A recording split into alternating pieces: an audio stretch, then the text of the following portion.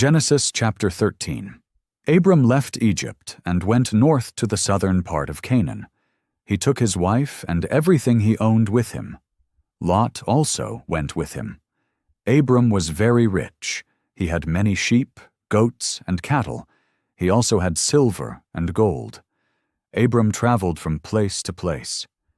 He was heading toward Bethel. He came to the place between Bethel and Ai. It was the same place where he had camped before. It was also where he had built an altar. There Abram prayed and worshipped the Lord.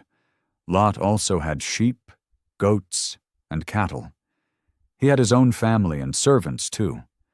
There wasn't enough land for both Abram and Lot to stay together. They had too many animals to share the pasture. So the men who took care of Abram's animals started arguing. The men who took care of Lot's animals argued with them.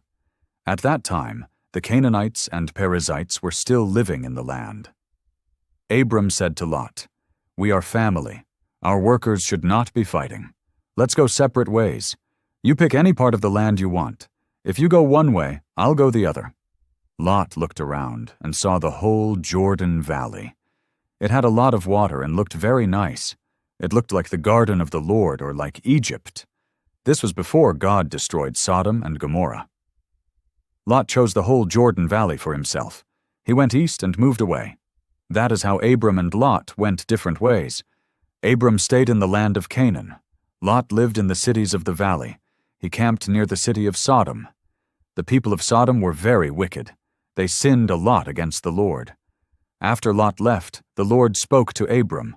God said, "Look around you in every direction. I will give all this land to you and your children forever.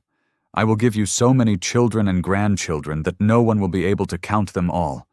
It would be like trying to count all the dust on the earth," God said. "Now walk through the land and look at it. I am going to give it all to you." So Abram moved his camp. He went to live near the big trees of Mamre in Hebron.